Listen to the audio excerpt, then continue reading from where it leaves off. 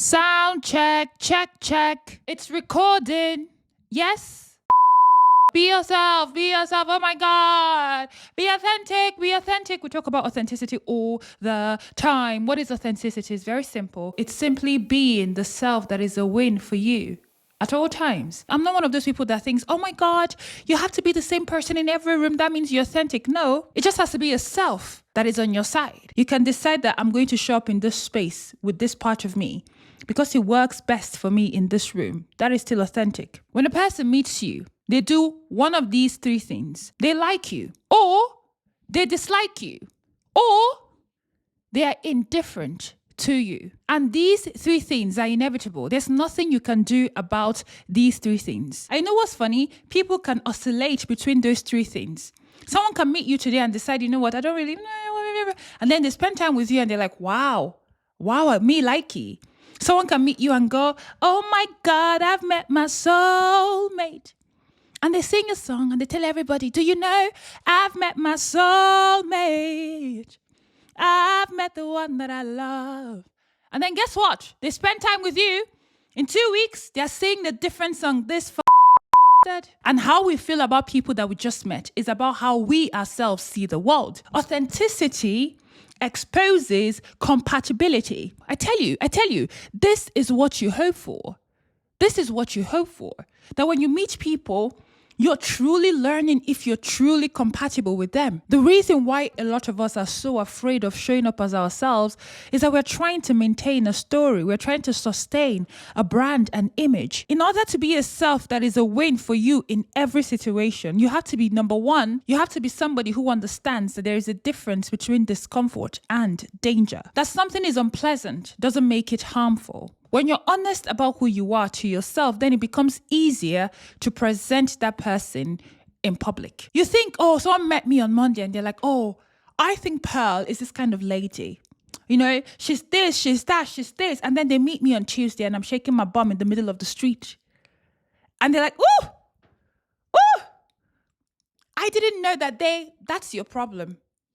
I showed up as myself. You projected your way of being onto me. And then Wednesday, I show up back again with an aspect of me that I enjoy and that suits the situation I'm in. And they're like, who is this lady? What I am is everything. What you are is everything. Why? Why be in a box? Why? When you can be free and floating and fluid, who told you that you cannot be fluid and still coherent? Who told you that? Who told you that your essence disappears just because your language changes? Who told you that? Who told you that you cannot contain multitudes? Who told you that? Narrative control is your enemy. Drop it and have some fun. And clarity does not, under any circumstance, guarantee acceptance. That I show up in a way that makes me feel like I'm someone you can accept. That I try to dumb myself down, or maybe not even dumb myself down, but change up myself in a way that I know that this person opposite me must receive. Does not mean I'll be accepted, because you know why? I do not know what is going on in their minds. When I show up as myself, I am going, who am I compatible with? It's like an antenna. It's like giving out signals. And then you might not pair with some people because it's not compatible. Okay? And then you pair with some people. The Bluetooth device. Quick pause, because I get asked this all the time. If you're stuck on things like self-love, self-confidence, healing from trauma, or you're like, oh, I know that happened to me, but I don't know what to do next. Oh, I need more information on how to learn to love myself, how to learn to reparent myself. I don't know what to do with the anger. I don't know how to grieve. You know, ways of getting back to myself. How do I learn confidence that will last? How do I? I have made practical workbooks, real workbooks. I've put it all in there, very detailed, for you to be able to work at your own pace, to work through things. Get them at theneuroCosmic.com. Back to our video. The Bluetooth device is connecting or has paired. You've opened up yourself to actual real connections.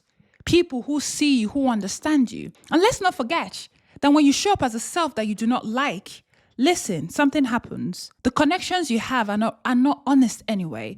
So you are still uncomfortable.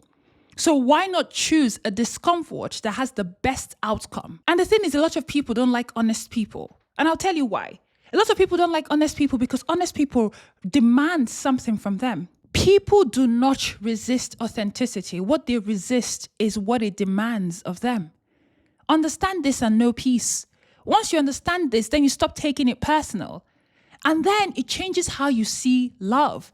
Authenticity truly shifts your definition of love from ease or worth towards capacity. Do they have the capacity to hold me? And lots of people do not have the level of self-awareness to know that this is what is happening. It's not that this person is wrong for being, it's that I do not have the capacity for what they are demanding, for what being in communion or what being in community with them demands. So what they do is they point fingers, they are wrong. This person is odd, they are weird. No, you are not open, and that's okay. But that's what is happening here. People ask me sometimes, well, what if I show myself and then they leave me? If that's their reaction, thank fucking goodness that they've left. Because that means they weren't there for you. When they leave, you open the space for people who have the capacity to hold your being to come in. It really is a fallacy. It's a lie that people have to somehow become easier to be loved and to be seen. That's crazy. Think about the worst person you know. Have they been single? Think about it. Just think about it. Now, don't go too deep into this thought. So don't start thinking, but their relationship was toxic. No. The worst people you know are always in relationships. The worst people you know. Think about it. Why? Because there's somebody for everybody. There are people who have bad attitudes, bad characters in loving, like really loving relationships. And you're like, well, they're loved. So what's the argument? So no, maybe your authentic self is a bit more, has more needs. Maybe you're not that smooth as a person. That's fine. Me, I'm a very passionate person. Something so tiny, I'm like, oh my God, did you see? This is exhausting for some people. But I'm exhausted if I don't live this way. This is how I survive. This is how I see the world, and I enjoy the world because of this. And the people who love me love this part of me. They love that I see things in a miraculous, beautiful, just embodied way. But some people have met me and genuinely they hate it. They're like, oh, like, I don't know why she's too much. She's always acting. No, I'm not too much. I'm just requiring a part of you that you have no access to. And that's fine. But to turn that around and call me too much, no. Someone who is mature would not insult me. They'll just know that we're not compatible. But some people, they're like, oh, you're the issue. And in that moment, I'm like, am I? It's okay if we're not compatible, but to curse me, to call me problematic, to look down on me, girl, being a self that is a win to you reduces your audience. It does. But then when people are around you, you can trust that those people are there for you. They are there for what you offer. They are there for who you are. My dad would say, if everybody likes you, there's a problem. If everybody hates you, there is a problem. You need to be in the middle. If everybody likes you, it means that you have no identifiable values. Nobody on earth appeals to everybody. Authenticity calls for intimacy, and intimacy calls for specificity. It requires specificity. So be specific. Be yourself, even if it's niche. I'm telling you, you will find your people. You will. You will when you stop trying to attract everybody. Life is really easier when you tell the truth. Do you know, when you tell the truth, they're not worried about being found out. Yeah, imagine if everybody went outside being authentic. Imagine if everybody was doing whatever they liked. Imagine, no, listen. When we say be authentic, we're not saying be a depraved, extremely selfish, mean, just crazy person on the streets. No. Of course, there's a cost. I'm not going to tell you that there's no cost.